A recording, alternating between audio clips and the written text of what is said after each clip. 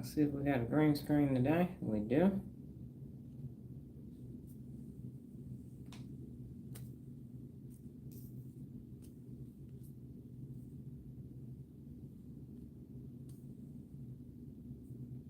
It's too big.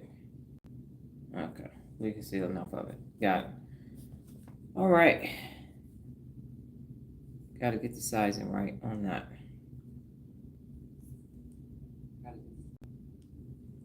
Okay, good morning. You are going to need note-taking materials for this live. And with that being said, let's go ahead and take our deep cleansing breaths. You're going to take 3 of them on your own. Inhale and exhale.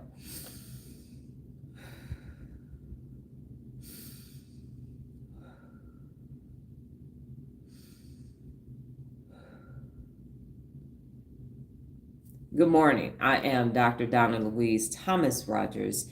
I am the daughter, the youngest daughter of Leslie Darnell Thomas. Rest in peace, Leslie, because he did not live in peace, but hopefully his soul is resting in peace. Arthur Jethro Evelyn, who also did not necessarily live in peace. He was a cantankerous old man for various reasons, but hopefully he is living in peace as well.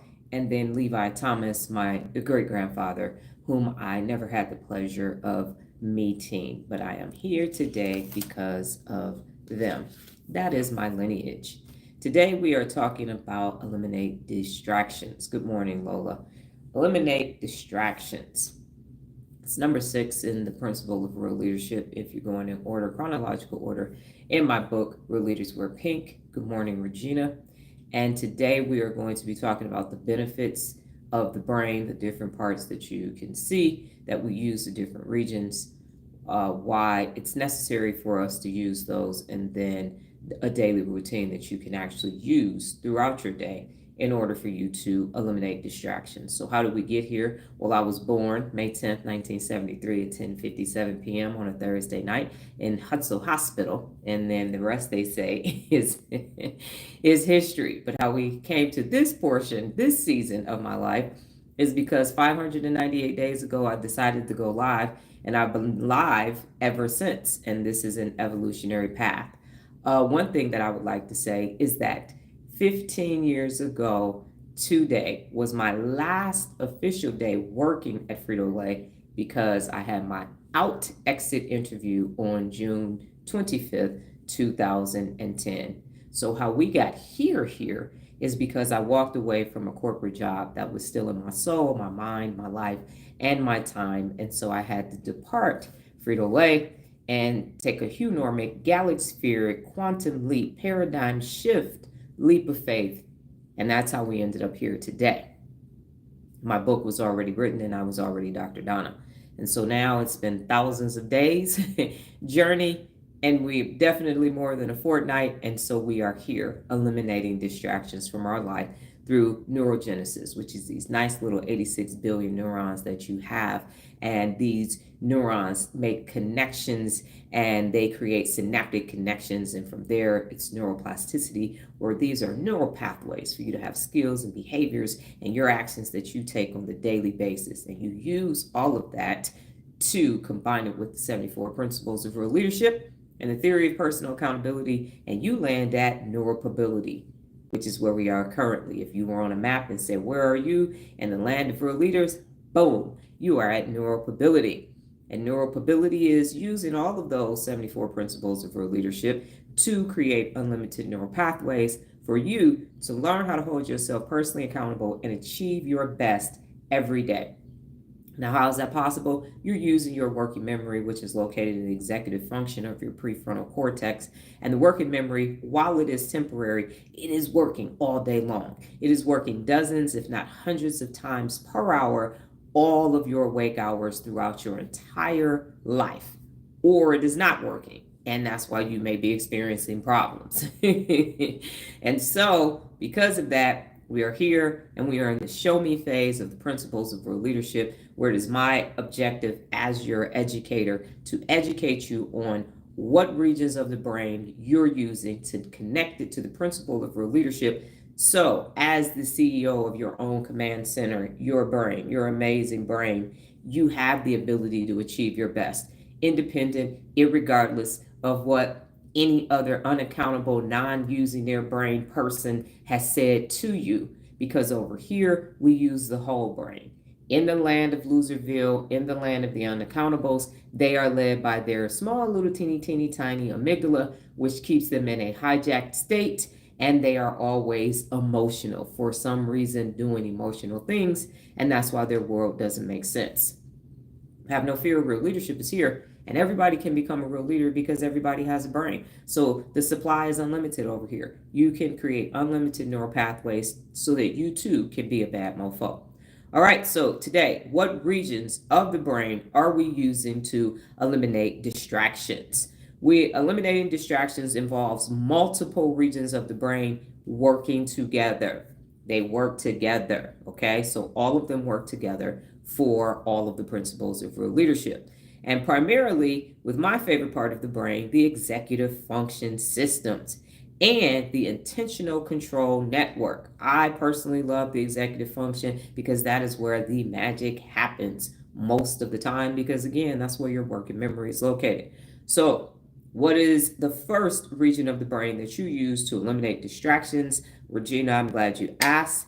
The first region is the prefrontal cortex, and it is central for attention, control, decision making, and suppressing irrelevant information. And that part is extremely important. If you are going to eliminate distractions, distractions are irrelevant information.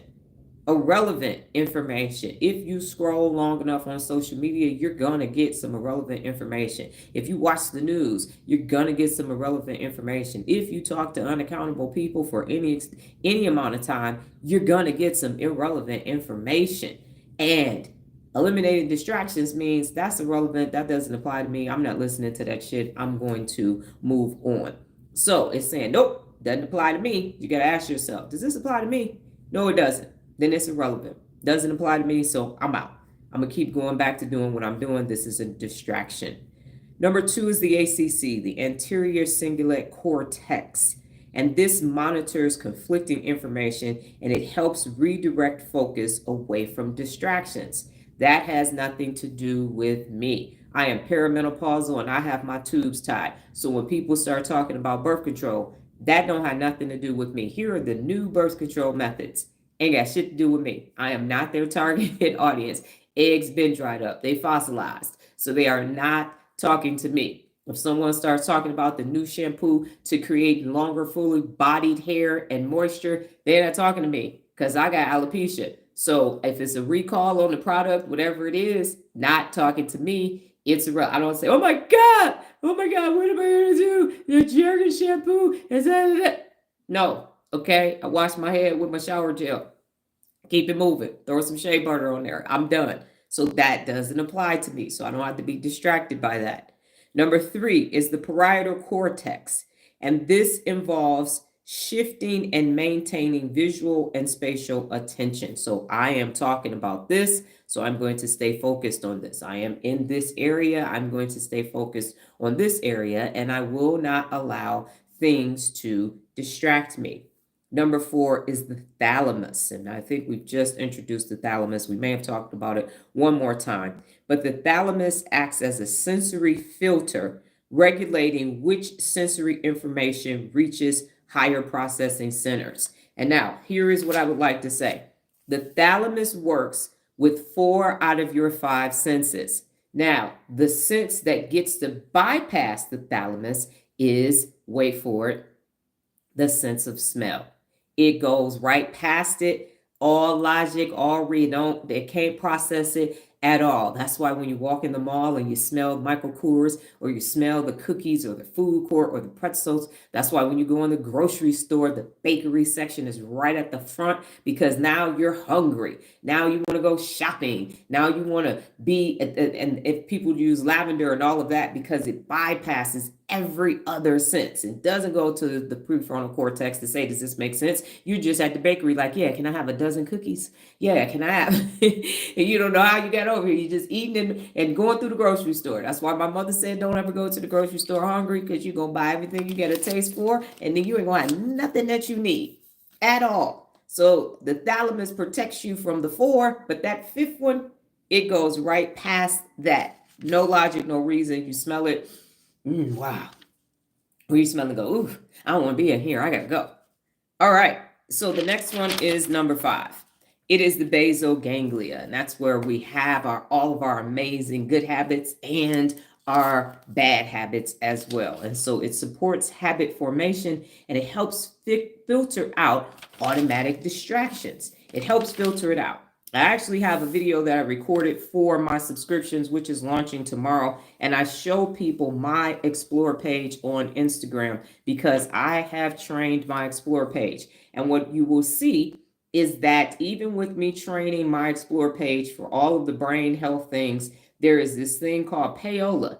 And there are things that have nothing to do with anything that I have ever searched in my entire life sitting right there on my Explore page. And so I am saying that doesn't match. That's a distraction. Look at all this brain information and then look at that. And I even have a second video that I go through and show you this is what's on my feed. So if this is what's on my feed, how did that end up on my Explore page? And it is a manipulation of the algorithm.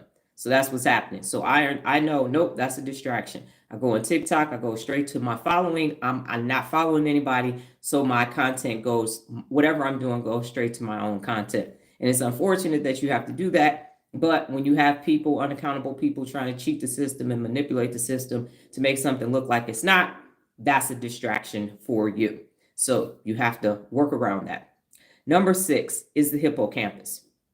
And the hippocampus is long-term memory.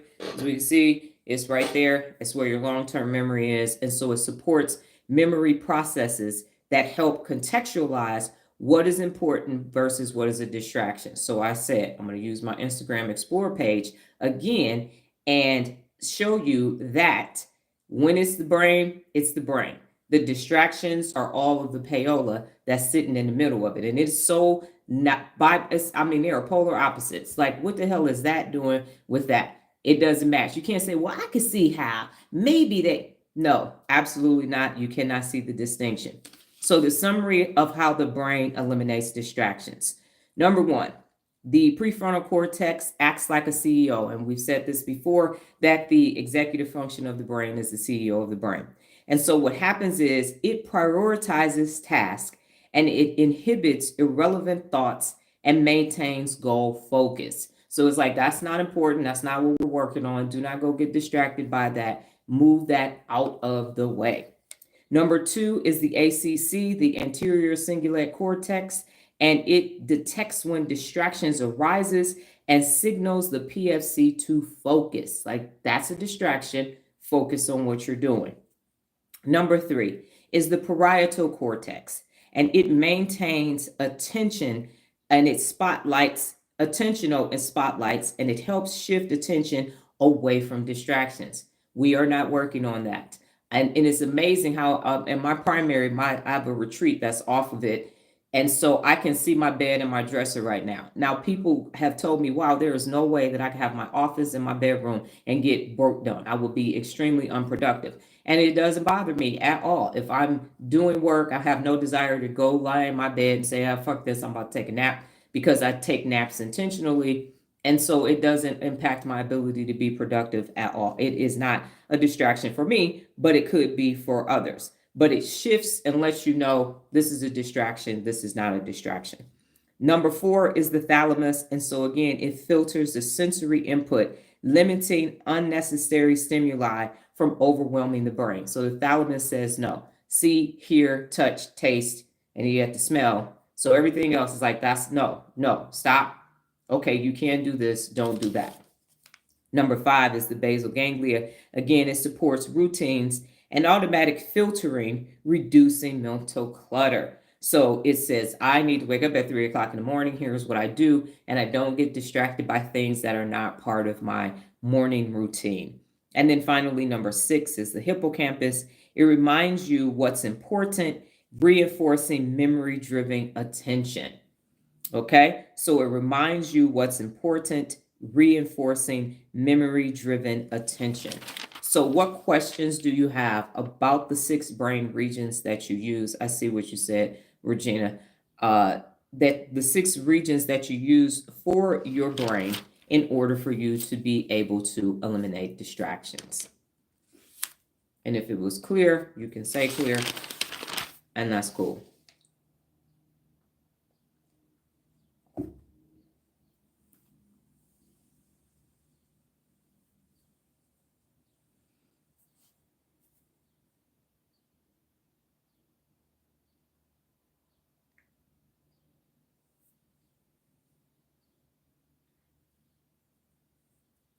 Okay, thank you for that, Kevin. So I would like to say that Mr. Impossible was a distraction because Mr. Impossible said hi twice and additionally said God bless you as well in the middle of me talking about the brain. So one hi was not enough. God bless you was not enough. So then they, them as Mr. So I'm assuming it's male. They identify as male. And then to say God bless you and to say hi again. And so we all know how I feel about people when they come on the live and start talking about God, Jesus, religion, and all of that. And I had a choice to make. I'm in the middle of talking about eliminate distractions. Normally, I would address that as soon as it occurred, but I wanted to use that as an example that I am now currently discussing eliminate distractions. And here I have a person coming on my live this morning to distract me with things that have nothing to do with what I'm talking about, which is the brain. So, hi, got it. Wasn't enough. God bless you. That didn't work. We're going back to high again. So a person that in theory is hearing from God is coming on my live to distract me from me saying eliminate distractions. So that's how you know that that person did not hear from God and that that person is attempting to distract me from me saying eliminate distractions. And so that is why I left that there. And I wanted to see how many more times that this person was going to try to distract me. So it's a perfect timeable example of me saying eliminate distractions so that I could get through my first segment and then ask questions and then get to the point where I can address what's actually happening in the chat that is a distraction and a disruption to what I am doing. So that's a perfect example for you all to see in real time how you continue to stay focused and not allow those distractions. You see it and you let the parietal cortex and the basal ganglia to say, yeah, that's clutter. That's not happening. Get that shit out of here. And you keep it moving. Okay. So now we're going to be discussing the brain benefits. And I vacillated back and forth this morning because I had 5 brain benefits, but then I had longer brain benefits. But then I had a choice between giving you a daily activities that you could do in your day because of time in order for you to continue to create the eliminate distraction neural pathway or talk more about the benefits. And so I chose to just do a summary of the benefits in order to ensure that I had time to give you a daily routine. Okay, so the brain benefits for eliminating distractions. Number 1, you're going to have improved cognitive performance. And by now, you all should see a theme that we are in number 6 of the principles of real leadership, and everything is improved cognitive performance because everything improves your working memory, which allows you to be able to process information, bring it in, store it, skill development, and everything else. So the principles of real leadership thus far are actually linked to improved cognitive performance. They are linked. We can now say research backed, scientifically proving that they are improving your cognitive performance. And you should be feeling that neurologically as you navigate throughout your day. There should be less brain fog for you. Number 2, especially if you are participating in a challenge or behind the scenes research. Number 2, better working memory function. Better working memory function. You need your working memory. As I mentioned, or if I didn't mention today, I've mentioned it in the past. You are using your working memory dozens, if not hundreds of times per hour, every hour that you are awake. And you need your working memory. You think you need money, and you do for survival, but after you have money, you need your working memory to work throughout the day in order for you to access best day in and day out. So again, 74 principles of real leadership are going to improve your cognition and also have you have a better working memory functionality by the hour. And yeah, that's some high profile badass shit right there, if I do say so myself. Number 3, increase mental clarity and decision making ability. Increase mental clarity and decision making ability. Because you are using your working memory, because you are using the executive function of your brain, you will have a clear mind. The brain fog will go away because you are keeping your amygdala in check, and so it's not popping off. So it's not creating cortisol, which is fight or flight, which is brain fog. None of that is taking place. So you can actually make decisions in the moment because you have a fully functioning working memory that is not overloaded by dumb shit. Number 4, it reduces cognitive fatigue. So you are not mentally exhausted because, first of all, you've done your brain dump. So everything that's written down, now your working memory can work. And now you are in your executive function. You have eliminated all of the distractions. And most of the time, distractions are coming from unaccountable people. And now your amygdala is being hijacked. That's making you emotional. That's what's giving you all of this cognition, brain fog things that you don't want. And that's what's causing your cognitive fatigue. So you eliminate distractions, you remove the unaccountable people from your life, you hold everybody else personally accountable in your day to day, and now you're not experiencing cognitive fatigue throughout your day. And by the end of the day, you are not like, I just want to go to sleep. Or you're not looking for that manufactured dopamine that we talked about yesterday. We're just going to sit on the couch and watch Netflix and eat bonbons. And I know nobody eats bonbons, but I checked and bonbons still exist. But it just reminds me of being in the 80s, sitting there watching soap operas. Okay, number 5. Now it's reality TV. And then number 5 is it strengthens your neural pathways for focus and self regulation.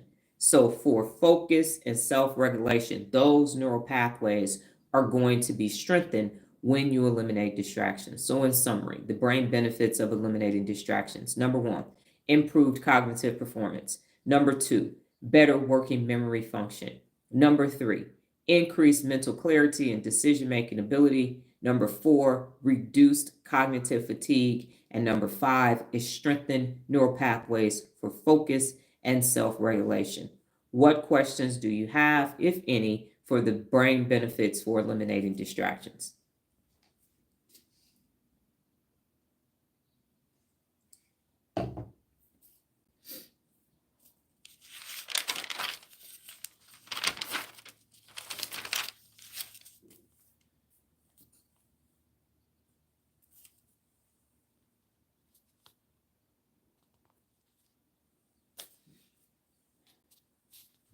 OCD, I'll tell you.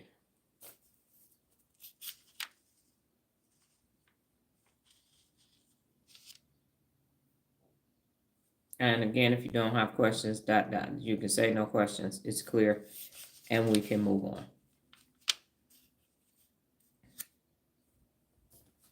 So, chat, okay.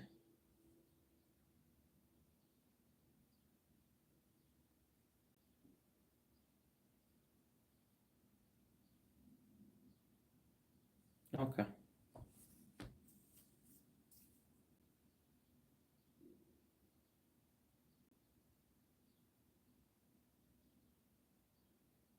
All right. So here are the 9 brain-based activities to eliminate distractions. The 9 brain-based activities to eliminate distractions. Number 1 is for the prefrontal cortex and the anterior cingulate cortex, the PFC and the ACC. Here is an activity that you can do. It is mindful breathing, 5 to 10 minutes daily. Mindful breathing, 5 to 10 minutes daily. And how this helps is it trains your focus, it reduces mental noise, and it enhances awareness of distractions. So it trains your focus, reduces mental noise, and enhances awareness of distractions. So that means that you become aware of distractions. And I'm going to use my amazing offspring who has 3 mental illnesses and is able to be high functioning. And so what has happened is over the years, because of real leadership, she's already completed 2 365-day challenges and is about 50 days away from her third 365-day challenge. And so as a result of that, the distractions are less. They're definitely minimized because of the neural pathways that have been created to basically override the mental illnesses, ADHD being the primary one. And so she's become much more focused, and there is a lot less going on in her head. And the example that I'll use is that we came out of a client's house the other day, and she needed to open the gate. She had the ladder and two of her bags. And so coming out of the gate, I saw little red fire ants. I was like, ooh, I got to stay out of them. So I stepped over them. And then she, about 2 minutes later, came out of the gate and needed to close the gate back. And she, number one, realized I need to close the gate, saw the fire ants, moved her equipment on the other side of the gate away from the ants, and then went back and actually closed the gate. And I was standing at the car, and she said, oh, I see these ants right here, so let me move my bag. A year ago, there's no way in the hell she would have saw those ants. She'd have put her bags right there. The ants would have got on the bag, got in the car, bit off me all the way up. And I would have been at urgent care needing some doggone Benadryl shots or something because my eyes would have closed up. But because of eliminating distractions, she was able to save me a trip to urgent care and potentially her a trip to urgent care for not paying attention. So it worked out. So she now has these neural pathways that allow her to reduce her mental noise, enhance awareness, and distractions. And that can occur for you by doing mindful breathing 5 to 10 minutes a day and being in a challenge. The second one is the prefrontal cortex and the parietal cortex. And what this activity is meditation. And again, I've said to you, suggested to you, you can do meditation on a YouTube channel, find a meditation YouTube channel, find a person that meditates on TikTok, or get an app, because you have to pick the app or person or method that you can learn best from for meditation. Be trial and error until you finally find, not finally, but it could be the first one, might be the third one, you might do a combination, but that is a personal choice that you need to make. And how it helps is it strengthens sustained attention and cognitive control. Strengthens sustained attention. As I mentioned yesterday, the average attention span of the average adult is 8 to 15 seconds because of short format videos. And so you now have to combat that and be able to sustain your attention and cognitive control. And that's done through meditation. Number 3 is the prefrontal cortex and the hippocampus. The prefrontal cortex and the hippocampus, and the activity is goal setting and mental rehearsal. Goal setting and mental rehearsal. So you go through 3 things that you need to do, and you mentally see yourself playing the movie out. I'm going to get these 3 tasks done, and I'm not going to have any distractions stop me. I'm going to get laundry done. I'm going to finish reading a book. I'm going to start that project. I'm going to finish that project, whatever it is, and I'm not going to get distracted. And how it helps is it clarifies priorities, and it makes distractions easier to spot and dismiss. That is why I tell you, don't do anything without a strategy. So when a distraction shows up, you go, oh, this isn't part of my strategy, so this is a distraction. Let me eliminate this distraction so I can continue doing what I was doing. And or in my case, with the person at Mr. Impossible, whomever that was, I ignored them and they left the live, which is a benefit for all of us, because I might have had to up the ante and address them personally, which we all know I'm capable of doing that. Number 4, it's the prefrontal cortex and the basal ganglia. The prefrontal cortex and the basal ganglia, and the activity is cognitive flexibility drills. Cognitive flexibility drills, and this is task switching exercises. Task switching. So the misinformation that is out there is that you can multitask. I'm a great multitasker. No, you don't. That is called task jumping, because the brain has to start over every time you go back to the thing that you were doing.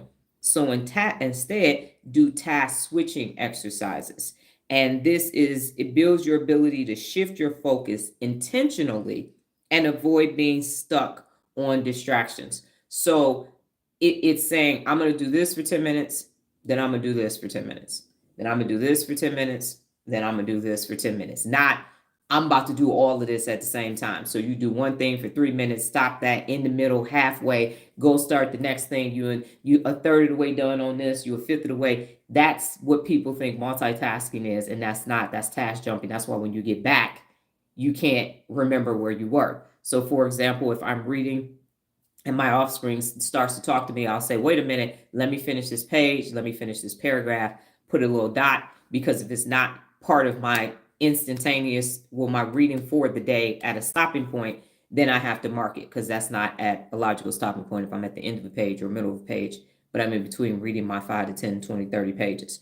So it is actually switching on purpose instead of saying I'm multitasking and look how much I'm getting done, because research has shown that you're going to be less effective attempting to multitask. Okay, number 5 is the parietal cortex. The parietal cortex, and this activity is visual attention training. Visual attention training, and what you can do is spot the difference games. They used to have those games in the newspapers. Now they're online, and you can do them and grab an app and spot the difference. And how this helps is it enhances visual filtering and selective attention. So it allows you to be able to look at something and say, okay, that's important, that's not important, that's important, that's not important. And you can do it very quickly the more you actually engage in that activity. Number 6 is the prefrontal cortex and the thalamus. The prefrontal cortex and the thalamus. And I wish Jared was on here this morning, because I do have the answer to both of his questions from yesterday. And so the activity is working memory exercises. And believe it or not, it is memorization. And so yesterday I said that I believe that there's a difference between memory and memorization. And lo and behold, this morning, look at God, higher power in the universe, I have my answer, and I was somewhat incorrect. And so what happens when you're doing memorizing sequences, it helps support holding relevant information, and it filters out irrelevant stimuli. So while our working memory activity helps one portion of the working memory, memorization also helps another portion of the working memory. And so here's what memorization does. Memorization enhances the working memory by strengthening its capacity, efficiency, and related cognitive functions. Working memory, in the working memory, memorizing enhances working memory by strengthening its capacity, efficiency, and related cognitive functions. And here are the related cognitive functions. Improved capacity, so your working memory expands. Improved focus and attention. Enhanced cognitive control. Faster information processing. Better problem solving. Neuroplasticity boost, and transferable skills. So yes, you can memorize a series of numbers, you can memorize things, and it will help you in those other areas of your brain. But if you only do that, then your working memory won't improve. So he, in his question asking, can you do it? Yes, you can. And you need to do other working memory activities as well. So it's equivalent to saying you need to have omega-3s and berries for cognitive function, and just think you're just going to eat a bunch of blueberries and chocolate, and now your brain is going to start working. It is inculcated with other aspects of the working memory. Okay, number 7, the entire executive function. So I'm going to say that again, the entire executive function. And so this activity reduces multitasking. So it helps you to do single task practicing. Single task. Do not try to do multiple tasks again. It doesn't work. And then how it helps.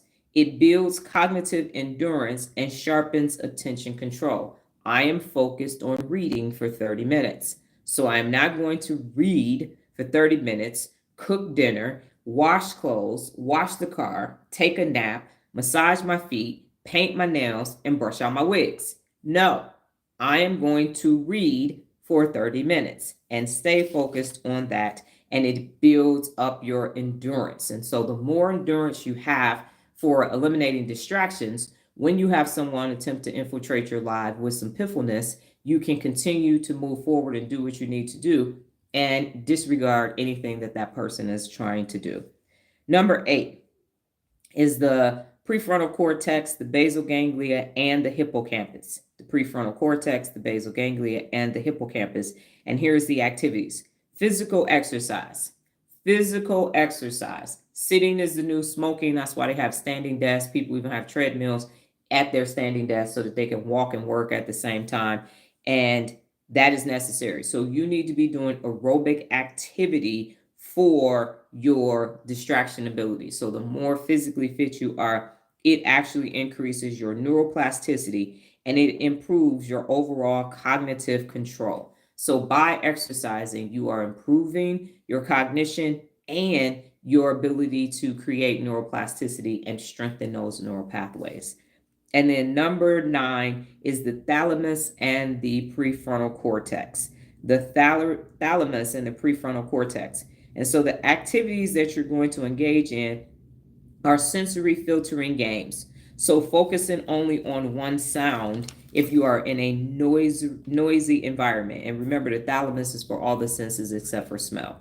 So you're going to focus on one sound in noisy environments. And so my example is I used to go to Starbucks all the time. I stopped drinking their coffee. It's a little bitter now that I realize that. And plus it got real trendy as shit. And fucking anyway, that's the story for a different day. But I used to go, and sometimes I would go before I picked up Nola from school. So I'd wait, give myself enough time to get in the car line and all that. And it would be the end of the day. So there would be high school students in there, she was in elementary school, and there would be people having meetings, and it would be extremely noisy. And I would be able to go in there and read. And my sister, we were still working together at the time. She couldn't understand, like, it's too noisy in here. How can you read? I'm like, it's just enough noise where I can't actually focus and concentrate and get it done. And so by doing that, only hearing the sound of my voice in my head, reading, it improves your ability to filter distractions from your environment because you are always not going to have ideal conditions to get things done. And what that has also strengthened is the ability for Nola and I to go into houses where there are children yelling, pets, radio, music, people on the phone, and everything else, and we can still get everything done, especially when they have things on the television that I don't like, which is Kevin Hart, any motherfucking thing. I'm just like, why am I being tortured right now listening to this fucking bumbling idiot? Drives me bonkers. I've had to sit through his movies and, and I'm like, I gotta filter this out. And now I know, okay, I'm getting ready to use cognitive flexibility to get through this task because we are in the living room and the TV is on there. Anyway, I digress. I'm distracted. So the point is being able to still get work done in environments where you got to listen.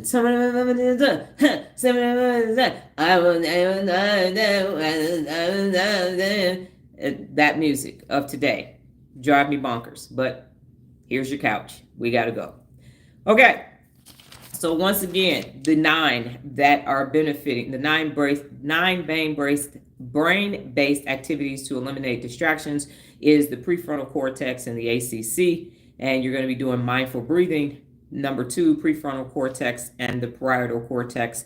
Meditation is the activity. Number 3 is the prefrontal cortex and the hippocampus, and the activity is goal setting and mental rehearsal.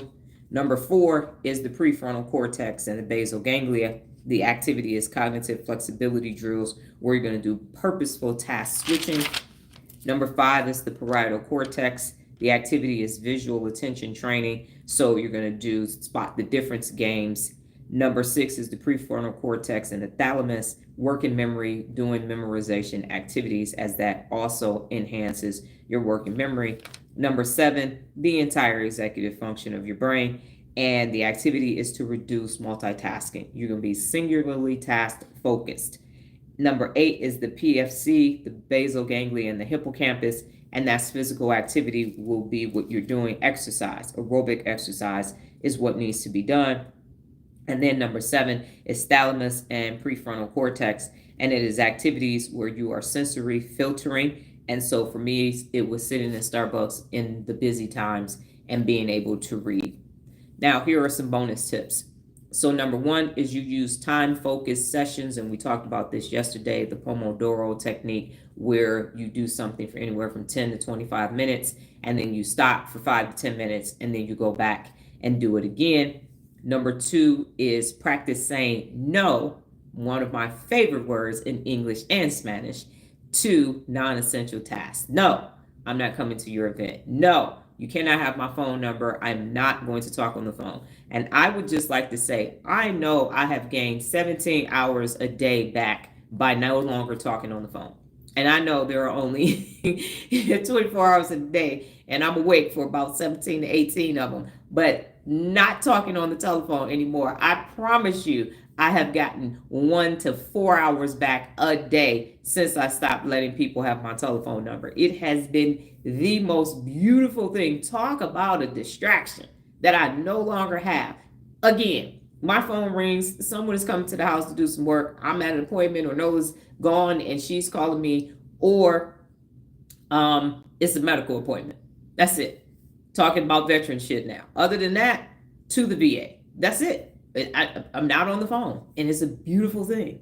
Send me an email. Got back all my time. Number 3 is declutter your environment regularly. It reduces sensory overload. And we talked about clearing out the clutter. Eliminate the clutter in your life up here and out here, because that is a distraction too. And then number 4, you can use music or white noise to reduce external distractions. So the bonus tips again are: use the Pomodoro technique. You're going to do 10 to 25 minutes of work, stop for 5 to 10 minutes, go back. Number 2, practice saying no to non-essential tasks. Let's practice no together. No. You say it. That's it. Let's say it in Spanish.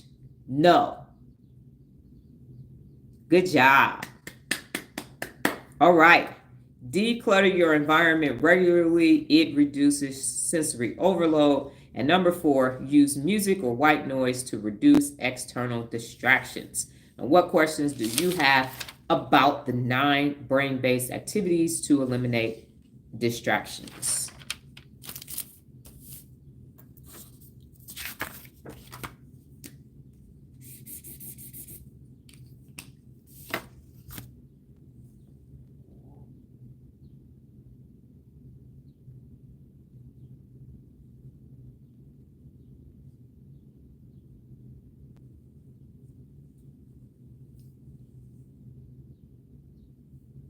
All right, Kevin, got it. Enjoy the rest of your day.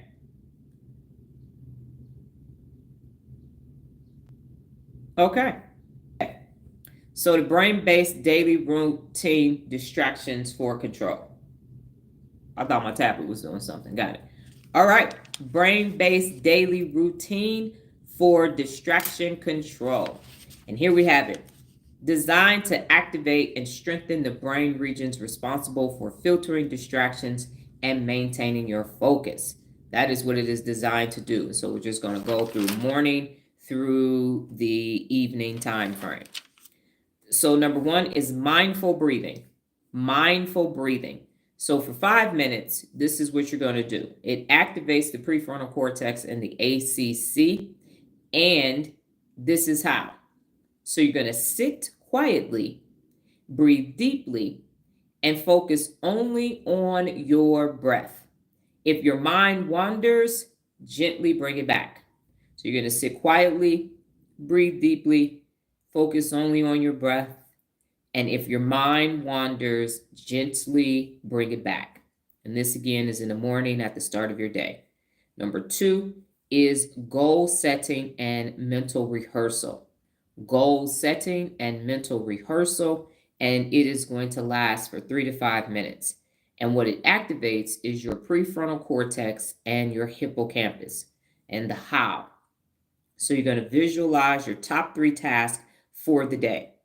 Mentally rehearse staying focused and ignoring the distractions. So you're just going to visualize, here's the top 3 things that I need to do today, and you're going to stay focused on it in that moment, so that when it's time for you to actually do those tasks, you have already visualized yourself doing those tasks and completing those tasks. Next is mid-morning. So mid-morning, you're going to focus your attention for 5 to 10 minutes. And I'm not going to give you a timeline on this because I wake up at 3 o'clock in the morning. So in a minute, at 6 o'clock, it's 6:14. I'm at mid-morning. So some of y'all, if you're on the West Coast, you just started your morning. If you're on the East Coast, it's 9 something for you. So mid-morning is your determination for mid-morning based upon the time that you wake up. So you're going to focus your attention for 5 to 10 minutes. And what this does is it activates the thalamus and the parietal cortex. And here's an example. You're going to read a short article or solve a puzzle, and practicing 100% focus, no phone or interruptions. So you're going to go read a Medium article, go read an article that's value added. Don't read some negativity bias shit. Don't do that. Read something that's actually going to contribute. Ask yourself, is this what's best for my brain? And if it is, consume it. If it's not, don't do it. And then you could even have puzzles. When my daughter was younger, she used to work on puzzles, and we'd have them on the dining room table, put them on wood, put puzzle glue on it, and then frame them after she was finished. So you can do puzzles in this instance because you know why you're doing it. Number 2 is single task work block. Single task work block, so 20 to 30 minutes. And what this activates is your executive control network. So everything related to the executive function of your brain. And the how is you're going to work on one task only. Use a timer and turn off notifications. So if you need to read, if you need to study, if you need to prepare a presentation, you need to do something regarding your business or business model, this is the time to get that done. Inside of the mid task, the single task work block, that's morning. I apologize. Now we're going to midday. So in midday, you're going to do physical exercise, 15 to 30 minutes. And what this activates again is the basal ganglia and the prefrontal cortex. And how this works is you're going to do a brisk walk, a light workout, or stretching. You're going to have movement because it boosts your cognitive control and reduces mental clutter. So for me, when I get off this live, I am going to stretch. I'm looking at my yoga mat right now, and I stretch every day because of this. Only I didn't know that I was actually doing this for my brain and for my midday exercise routine. I was doing it because I'm old and I need to be flexible to help my daughter with her business, and I just need to be flexible in my own life. But it actually has neurological benefits as well as physiological benefits. And so what it also does at the midday is that you're also going to do working memory drills. Working memory drills activate the PFC, which is the prefrontal cortex, which is where the working memory is located inside the executive function.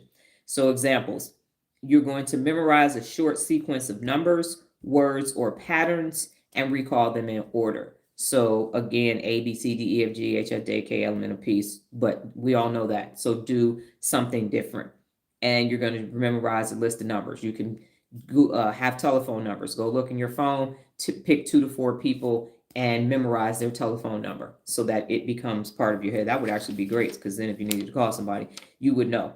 Or patterns. And then you're going to recall them in order. So you take 3 people, memorize their numbers, and say, oh, Jared, this is Derek's phone number. Kevin, this is Kevin's phone number. Noah, this is Noah's phone number.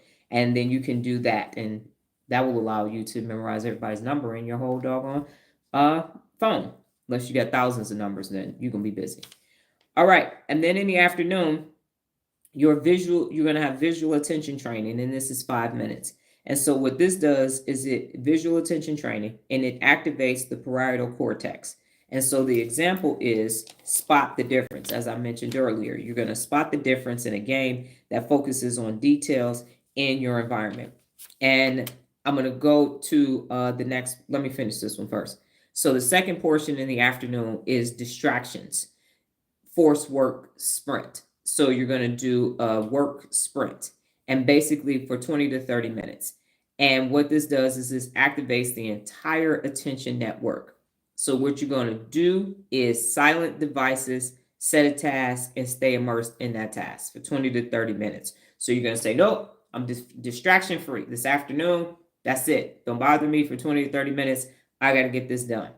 And then finally in the evening, you're going to do mental clarity declutter. Mental clarity declutter for 5 minutes. And what happens is it activates the hippocampus and the prefrontal cortex. And what you're going to do is write down any lingering thoughts, any unfinished tasks, or any mental distractions, and it's going to clear up mental space. And then finally, at the end of the day or in your evening, you're going to do mindful breathing or meditation for 5 to 10 minutes. And this activates the ACC and the PFC. So how? Because you're going to reflect on the day's focus, your wins for the day. How many times you did something in that day and you weren't distracted by all of the distractions that could have thrown you off your square. And then you're going to gently train your mind to release those distractions. And you know, anytime you're celebrating your wins, you are releasing dopamine. And the dopamine rewards you and says, do that again, do that again, do that again, and do that again. And here are some additional tips. So practice saying no to new or relevant tasks. And we just did that in both Spanish and English. Number 2, declutter your workspace to reduce visual distractions. And we addressed that as well. Number 3, you want to use the background white noise in environmentally distractive places. And then number 4, gradually increase your focus time each week. So every week, if your focus time is 3 minutes this week, next week is be 3.5 minutes. The week after that, 4 minutes. And work your way up. You're not going to go from being totally distracted to immediately focused without time. Because remember, you have to build up those habits in the basal ganglia. And that can't happen if you're just like, I ain't focused and I'm about to be focused for a whole hour. No, you're not. No, you're not. You haven't created the neural pathway, so that shit is not going to happen. So in summary, again, the brain-based daily routines for distraction control. In the morning, at the start of your day, you're going to do mindful breathing for 5 minutes, and you're going to do goal setting and mental rehearsals for 3 to 5 minutes. In the mid-morning, you're going to do focused attention for 5 to 10 minutes, and you're going to do single task work blocks for 20 to 30 minutes. Midday, you're going to do some physical exercise and then work and memory drills. So the exercise is for 15 to 30 minutes. The work and memory drills are for 5 minutes. And again, that's memorizing telephone numbers. That's looking at words and memorizing a new word. You could take a new word, look it up, and then memorize the definition of it. Or you can do patterns, and then you want to be able to recall them in order. And then in the afternoon, you want to do visual attention training for 5 minutes, and that's where you spot the difference. And then also in the afternoon, distraction work, and you're going to do a sprint where all you're going to do is 20 to 30 minutes. This is what I'm focused on. I'm staying immersed in this task. I'm not picking my phone up. I'm not looking at emails or anything else. No notifications. This is what I'm going to do.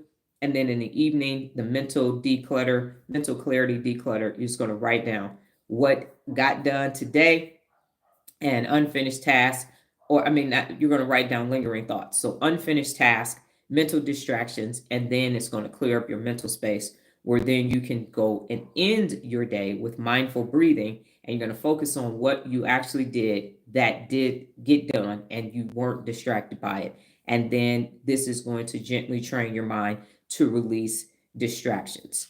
Okay, so what questions do you have about the daily distraction routine? Now, here's what I will say, and this is coming to me. What I don't want to hear is, Dr. Donna, I don't have time for all of this. I got to do this. Your amygdala has you in the life that you currently are in. That small little almond-shaped amygdala, that emotional center, has you living in a hijacked amygdala state. And that's why it's hard for you to process what I'm saying, because you are not using your prefrontal cortex and your frontal lobe. You're not using it because you don't have access to it. So everything I'm saying to you sounds like work. And I believe it was Lola the other day that said, wow, when you're doing all these things, you need less people in your life. That's true. That's 100% true.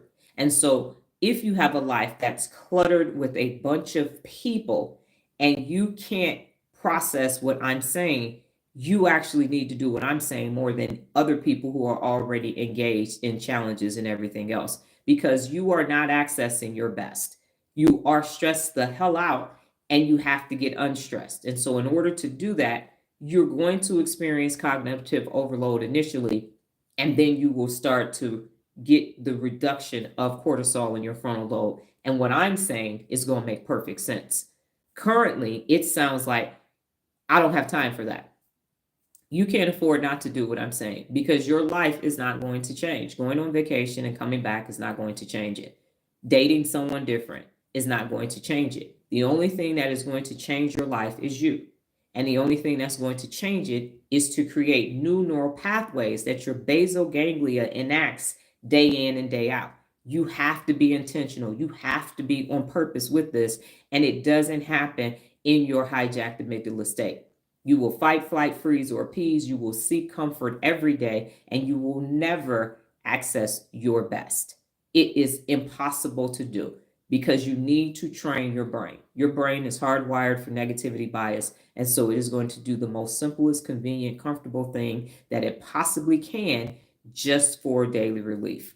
And you're never going to be at your best. You have no idea what your best is or what you're capable of because you are being led by your amygdala. So, yes, everything I'm saying sounds hard, and it will be short term until it's not. That's that. So, if there are no questions on what I've reviewed, we will go ahead and do our working memory for those of you who are available. And so today's number is, oh, wait, let me explain what it is. So, in your working memory, how this activity works is I'm going to give you 4 numbers, and I'm going to say those numbers 3 times. Your responsibility for this activity is to add 3 to each individual number and then say that number backwards. So I'm going to give you a 4-digit number. I'm going to tell it to you 3 times. You're going to add 3 to each individual number, and then you're going to type that number in backwards. Okay. And the number is 2415. 2415. 2415.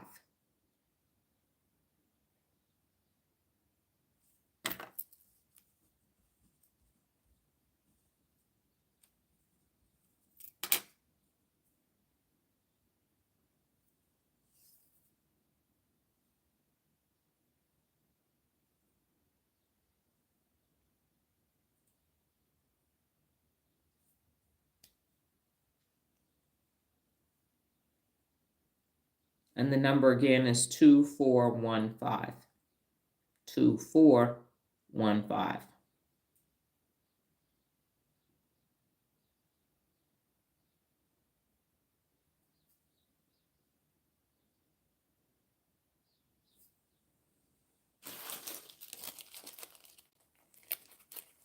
Is this thing on?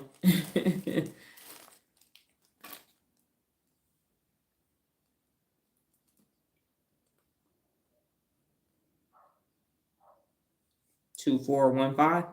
Going once. Going twice.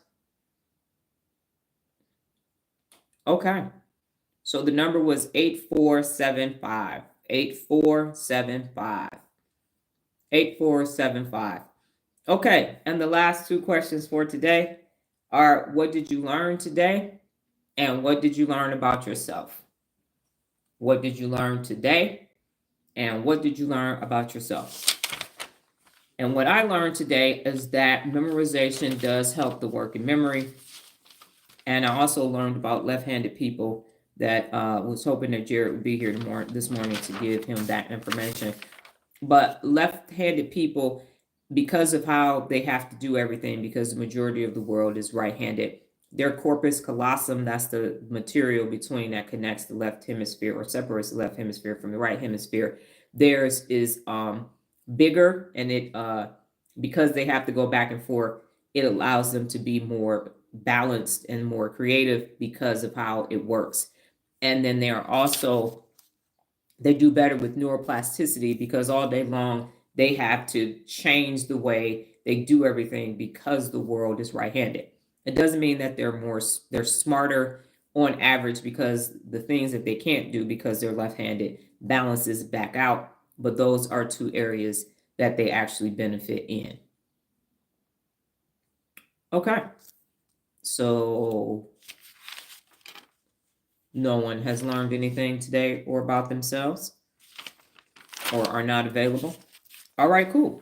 So that's what I learned today. I will be back tomorrow. We will be discussing the principle of real leadership, take risk. I will be back tomorrow, God, universe, and higher power willing.